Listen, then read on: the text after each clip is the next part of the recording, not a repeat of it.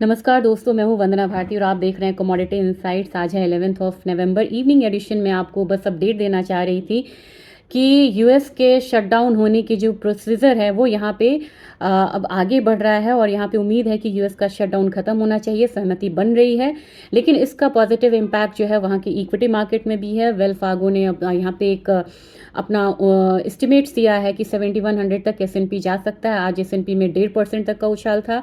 Dow Jones में यहाँ पे 0.7% तक का उछाल था, मैं देख रही हूँ। और इसकी वजह से ये है कि जो डॉलर इंडेक्स है वो 99 के करीब यहाँ पे ट्रेड हो रहा है, जबकि इक्विटी मार्केट में अगर उछाल है तो उछाल आपको बुलियन मार्केट में भी है। लेकिन मैंने कहा था कि गोल्ड सिल्वर रेशियो को देखने के बाद कि यहाँ पे सिल्वर आउट परफॉर्म कर सकती है गोल्ड को, वही यहाँ पे हो रहा है। सिल्वर अभी 1.5% अप है, जबकि गोल्ड यहाँ पे सिर्फ 0.7% का अपसाइड जो है वो दिखा रही है।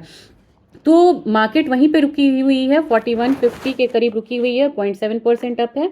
अपना बाजार यहाँ पे 1,24,700 के करीब है और मुझे लग रहा है कि यहाँ पे अगर ऊपर की तरफ क्लोजिंग होता है तो अगला हर्डल यहाँ पे 4175 होगा, तब जाके हम 4200 वाला लेवल एक बार ही आता हुआ देख सकते हैं। तो तैयारी यहाँ पे रखनी चाहिए 1,26,000 अपसाइड में फिलहाल में, और नीचे की तरफ 1,22,000 का एक सपोर्ट बनता हुआ नजर आ रहा। अभी भी बायस यहाँ पे अपसाइड का ही है, लेकिन तेजी ज्यादा है यहाँ पे सिल्वर में, क्योंकि सिल्वर मुझे लग रहा है कि $51, मैंने $52 बोला था, $51 ये आ चुका है। 1.5% का अपसाइड है और अपना बाजार है 1,55,400।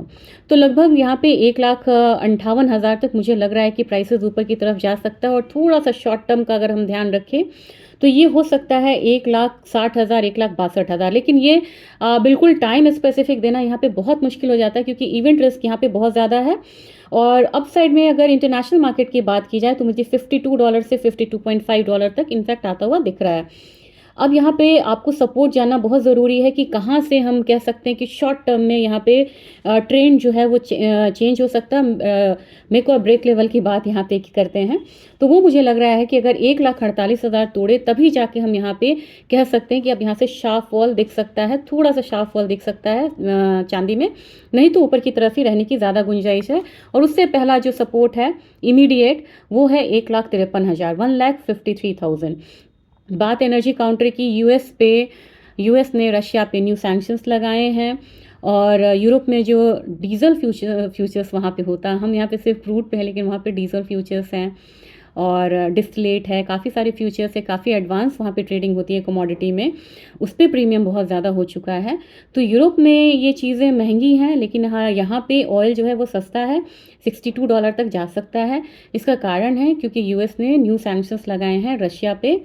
तो थोड़ा सप्लाई साइड जो है फॉर द टाइमिंग एक ड्रॉबैक देख सकता है, जबकि शटडाउन अगर ओपन होता है तो इकोनॉमिक एक्टिविटीज़ यहाँ पे बढ़ेंगी, तो उसका भी असर जो है वो क्रूड कप पे देखने को मिल रहा है। 53.86 हमारा क्रूड है, आप एक्सपेक्ट कर सकते हैं 54.50, लेकिन हमेशा वहाँ से एक डाउन साइड देखने को मिल रहा है, तो वो हमारा रेजिस्टेंस जोन होगा 54.50 से लेके 5500। नेचुरल गैस में फिर से एक बारी वापसी आई है और यहाँ पे 4.36 के करीब है। फिर से वही याद रखेंगे $4.6 जिसको ये ब्रीच नहीं कर रहा है, और नीचे $4 का सपोर्ट है। 388 के करीब यहाँ पे मार्केट ट्रेड हो रही है। और मुझे लग रहा है कि मैंने जो यहाँ पे आपको रेजिस्टेंस बताया था 397 से 400, वही यहाँ पे रहना चाहिए। और नीचे की तरफ आपको यहाँ पे 375 378 का जोन रहेगा सपोर्ट का।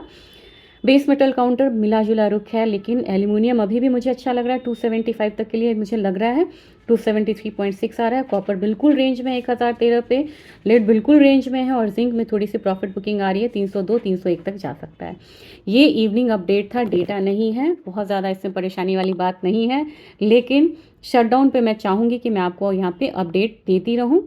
और इक्विटी में बहुत ज़्यादा उछाल है तो सोना थोड़ा सा यहाँ पे रुक सकता है या धीरे धीरे ऊपर जा सकता है, इस बात को ध्यान में रखिएगा। मेरा पर्सनल कोई निवेश नहीं होता है कमोडिटी में, और ये जो वीडियो है ये एजुकेशन पर्पस से है। Thank you.